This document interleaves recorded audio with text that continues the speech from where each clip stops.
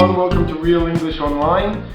Today, as promised, I am going to attempt the ECPE Part 2 Speaking myself and try and give you a worked example. Alright, so we're going to stick with David and Susan. We've been using their examples, and today we're going to be looking at David's options, okay? And I'm going to be kind of going through the thought process of how to prepare your options, and then I'm actually going to try and deliver them so you can hear what a part 2 should look like, or not look like, sound like. Yeah? Alright, so let's have a quick look at David's options. So just to refresh there, we are high school teachers and we need to choose a destination for a school trip. Okay, so I am David. My options are a local museum is my first option. So you can see here, okay, on this side in all the white and a little bit of green there are my options. Alright, so what I've got to do is have a look at these options and remember I can't use the same words. I've got to paraphrase here, yeah, and show that I've got my own vocabulary. So at the start of this part you are given 1.5 to 2 minutes to actually prepare your answers. Alright, usually they don't encourage you to write things down, but you know, you can get things ready in your head. Alright, sometimes during the exam they will let you write quick points down. Alright, and that's why I've written on this side, use bullet points. You will not have time to write whole sentences down to remind yourself. Alright, just quick words to, like you're giving a presentation. Yeah, so let's have a look. Only 20 minutes by bus. I've said short journey to remind myself. Tickets cost £6, a reasonable price, I'm going to say. Now you'll see here one of them's in green, okay, this exhibit about Egypt, and if you look down there's also interactive exhibits. So because both of these are about exhibits, I'm going to put them together.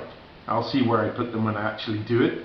So I've said exhibit about Egypt, fascinating exhibit about.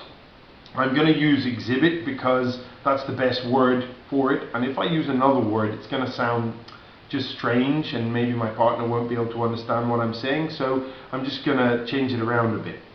Interactive exhibits, same thing here. As far as I'm concerned, this is the best way of saying it, and if I say it another way it's just going to sound wrong, so I'm just going to add engaging, which means interesting. Engaging exhibits which are interactive. Yeah, I've just fiddled with the grammar a bit. Again though, that shows language independence. Independence. So gift shop, opportunity to shop, cafe and lunch facilities, eating facilities, and extremely busy at this time of year, maybe overcrowded. Yeah? Alright, so let me try and give this a go, alright, so you can understand what it sounds like. So, first of all, this is me doing it. Go. Okay, my first option is a local museum. I think this is a good option for several reasons. First of all, the local museum is a short journey away and it only will take approximately 20 minutes by bus. This is a good thing because the students won't get bored. Also, the cost of the tickets is very reasonable, and in fact they only cost £6 per student, so I think this is a price that most of the students will be able to afford. Also, another interesting thing about the local museum is the exhibits that they have on offer, and in particular there are two things I would like to point out. Firstly, at the minute they have a fascinating exhibit about ancient Egypt, and this is a civilization that a lot of people are interested in, and I think they're going to find it fascinating. And also they have interactive exhibits which will be very engaging for the students, you know, pressing buttons and things like that. So I think they're going to enjoy this part of their museum trip. As well as this, the museum also has an opportunity to shop, because there's a gift shop available, so the children will be able to buy a souvenir or two to remember their trip.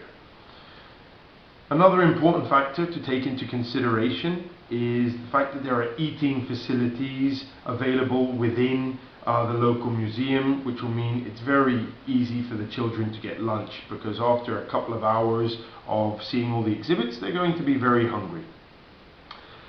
However, there is one disadvantage, and that is at this time of the year, the museum might be a little bit overcrowded because it is a very popular attraction. Okay, I would then go on to summarizing my second option. Okay, but that's a kind of run through of it. You can see what I'm doing. I'm expanding my points very briefly and relating them to the task. I change the order, and wherever possible, I try to use my own vocabulary. Sometimes I use the same words here, but I did make an effort to add my own expressions or change it grammatically. Alright, so anyway, let's have a look at the second option. Okay, so the second option is an aquarium. Alright, so let's go through the planning stage first. So the aquarium, I've got 1 hour by train. I've just said longer than, because I'm going to compare it to the first option, and then say it's a 1 hour trip. Tickets, £15. Again, I could do a little bit of comparison and say cost of admission instead. 200 species of fish, a wide variety of fish. New shark attraction, an opportunity to see sharks. Guided tours provided. Guides give tours. Again, they've said it the best possible way, so I've just fiddled with it a bit. Free lunch included in the price. Inclusive lunch deal. And currently being renovated, work is being done. Alright, so let me go on with my part 2 now. Obviously, when you're doing the exam, you won't have time to stop like I've just done. It's simultaneous. You get your 2 minutes at the start, and then you do option 1 and option 2 together. Yeah, so here's me doing my second option, aquarium. Go. My second option is an aquarium. Now the aquarium is slightly further away than the museum, and it actually involves a 1 hour journey by train, which isn't too long, to be honest, so I don't really think this will be a problem. As for the cost of the tickets, admission is around £15, which is slightly more expensive again than the museum. However, it also features an inclusive lunch deal, so children won't have to spend any extra money for lunch, so this is an important advantage. When the children are at the aquarium, they'll be able to see a wide variety of fish. In fact, it has over 200 species of fish, which is going to be fascinating for the students. As well as this, there are guides available who give tours, and I think this is very important because this will allow the students to learn, and it will be very educational for them. However, there is one major disadvantage with the aquarium at the minute, and that is the fact that work is currently being done to improve the aquarium, so maybe some of the exhibits won't be open, or which will be a bit disappointing to the children. So, Susan, which of my 2 options do you prefer?